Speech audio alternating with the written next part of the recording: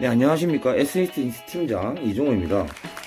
저는 다이어트 때 어떤 걸 먹어야 하는지, 또 소스의 종류와 단백질 대처 식품, 그리고 제로 콜라를 먹어도 되는지 세 가지 맥락으로 간단하게 말씀해 드리겠습니다.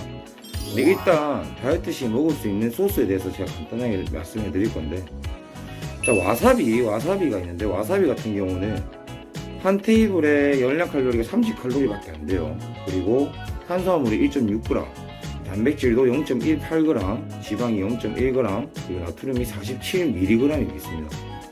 이 같은 경우는 그 영양 성분이 거의 좋진 않죠. 그럼 영양 성분이 좋지 않다는 말은 그만큼 거의 뭐 다이어트 시에 필요해도 뭐 드셔도 상관없다 이 말 정도니까 너무 제약을 두지 마시고 드셔도 됩니다. 드셔도 되고, 자, 많이 드시는 헤인즈 케찹 있죠. 자, 원탭에 47g입니다. 그리고 열량 칼로리는 15칼로리밖에 안 됩니다. 지방은 0g이고, 탄수화물 4g, 나트륨 190mg, 프로틴도 0g입니다. 자, 요 같은 경우도 너무 많이 드시면 좋진 않아요. 너무 많이 드시면 좋진 않은데, 너무 제약을 드시고 스트레스 받고 막 이렇게 하지 마시고, 드시고 싶으면 드셔도 돼요. 그리고 스리라차 같은 경우, 1티스푼에 5g입니다. 5g이고, 칼로리는 0칼로리입니다. 나트륨은 75mg이고, 탄수화물, 단백질, 지방이 없어요. 0g이에요. 0g. 이 세 개 같은 경우는 형님들께서 너무 제약 두지 마시고 드시면 되고, 시중에 파는 마요네즈라든지 양념치킨 소스라든지 이런 게 있어요. 이런 거 같은 경우는 어느 정도는 좀 제약을 둬야 되겠죠. 아무래도 이제 위에 방금 얘기했던 와사비라든지 케찹이라든지 스리라차 같은 경우, 이런 거 같은 경우는 칼로리라든지 이제 영양성분표가 좋은데, 나머지 이제 양념치킨 소스와 뭐 마요네즈라든지 이런 소스들 같은 경우는 그렇게 칼로리도 낮진 않을 뿐더러 인체에 도움이 되는 소스들은 아닙니다. 다이어트 시에 도움이 되는 소스들은 아니니까 회원님들께서는, 아니 우리 여러분들께서는 좀 식사라든지 다이어트 시에 조금 좀 제약을 두시고, 와사비, 케찹, 스리라차 같은 경우는 제약을 두지 마시고 드시고 싶은 만큼 드셔도 괜찮다고 말씀드리고 싶습니다. 그리고 두 번째는 닭가슴살, 즉 단백질 대처 식품으로 소개를 드릴 건데요. 아무래도 종류가 되게 많죠. 옛날 같은 경우는 닭가슴살, 계란 이런 식으로만 제약을 두고 제약이 뒀고, 그 두 밖에 거의 없었어요. 아니면 뭐 돈이 좀 괜찮거나 좀 여유 있을 때는 소고기 드시면 됐고. 근데 요즘 같은 경우는 이제 매체 같은 경우도 되게 많이 발전되어 있고 돼 있으니까 회원님들께서, 아니면 여러분들께서 잘 찾아서 드실 수가 있으세요. 근데 모르시는 분들을 위해서 제가 다시 한번 설명해 드리겠습니다. 자, 보통 닭가슴살 대체 식품으로 크게 네 가지로 나눌 수가 있는데, 자, 일단 첫 번째 생선입니다. 생선 같은 경우는 오메가3가 되게 풍부하고 체지방 연소에 도움이 되며 이제 심장 기능 또한 좋아지게 만들거든요. 도움을 주고, 그리고 아무래도 우리가 보디빌더 하시는 분들 같은 경우는 근육의 볼륨감을 좀 증가시키기 위해서 좋은 단백질원으로 대처를 많이 합니다. 하는데, 그 종류 같은 경우는 참치랑 고등어, 연어, 삼치가 있어요. 정어리도 있고. 이제 생선 같은 경우는 몸에도 좋죠. 몸에도 좋은데 단백질도 되게 풍부하고, 이제 아무래도 건강에도 도움이 되니까 회원님들께서, 여러분들께서 뭐 닭가슴살이 주로 아니더라도 닭가슴살 없으면 안 돼 이게 아니고 생선을 드셔도 되고, 제가 다시 이제 설명해드리는 다른 그 식품군 같은 경우도 한번 접해보는 것도 방법일 것 같습니다. 자, 그리고 두 번째 같은 경우 계란인데요. 계란. 닭가슴살 대체 식품으로는 달걀이 있는데, 노란자는 지방도 많고 콜레스테롤도 비교적 좀 많은 편인데, 굳이 너무 많이 안 드셔도 되는데, 뭐 굳이 먹으면 안 된다 이렇게 하실 필요는 없어요. 그럼 계란을 하루에 총 한 끼에 4개를 드신다. 보통 선수들 같은 경우 한 5개, 6개씩만 먹는데, 노란자 같은 경우는 6개를 많이 드신다 하면 2개, 1개 정도 드셔도 됩니다. 드셔도 되고, 이제 근데 흰자만 좋아하시는 분도 있으세요. 그럼 흰자 좋아하시면 흰자 드셔도 되는데, 일단 달걀 같은 경우는 이 체내에 흡수하는 시간도 되게 빨라요. 뭐 거의 한 1시간 안에 다 흡수가 되기 때문에 보디빌더들 같은 경우는 계란도 많이 섭취하죠. 타이밍에 따라서 식사 타이밍이라든지 이런 흡수율에 따라서 많이 달라지기 때문에 달걀도 어찌 보면 대처식품이라고 제가 설명해드리고 싶습니다. 자, 그리고 나머지는 다 알죠?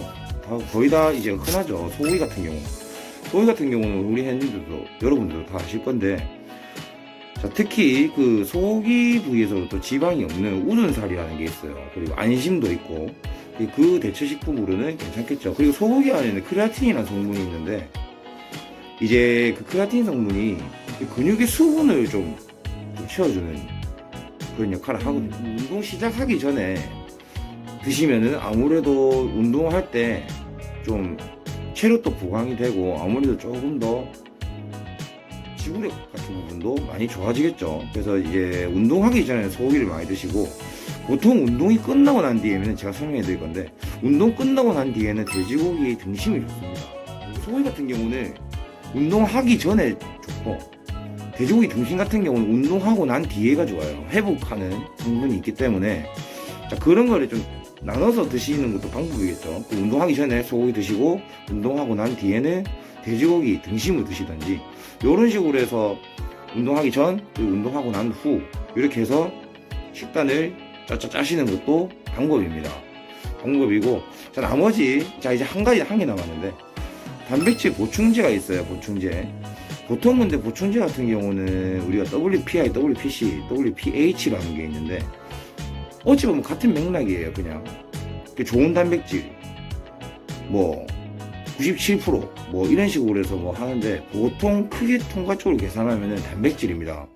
보충제 말 그대로 보충제예요. 보충제인데, 보충제 같은 경우는 운동하고 난 뒤에 30분 안에 드시는 게 좋다고 이제 설명은 나와 있죠, 보통 다.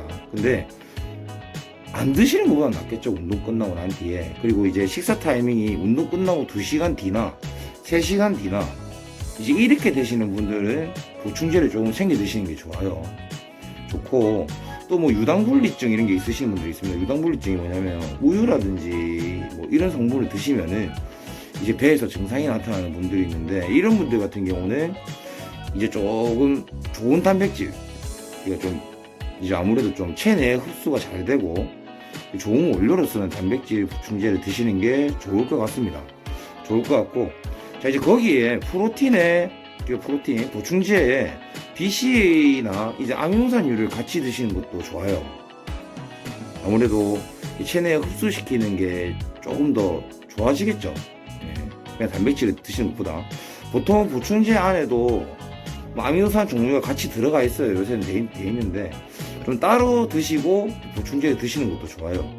그러니까 그런 식으로 한번 또 접근해 보시고. 근데 말 그대로 보충제는 보충제입니다.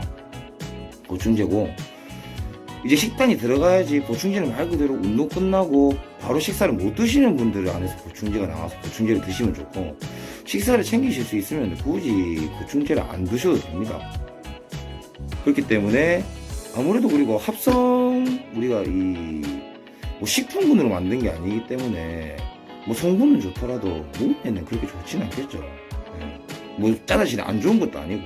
그러니까 그런 식으로 한번 이제 단백질 대처식품으로 한번 대처해보는 것도 방법이 아닐까 싶습니다. 그리고 보통 이런 식으로 이제 운동을 하실 때 이렇게 계획을 잡으시고, 이제 식단이라든지 뭐 소스라든지 이런 거를 이제 드시면 좋을 것 같아요. 자, 마지막으로 제로 콜라에 대해서 이제 다이어트에 도움이 되는지 아니면 되지 않는지에 대해서 제가 한번 말해보겠습니다. 자, 제로 콜라 같은 경우는 뭐 일단 성분 같은 경우는 250ml에 0칼로리입니다. 그리고 나트륨도 15mg 밖에 안 되고, 탄수화물 단백질 같은 경우는 아예 없어요.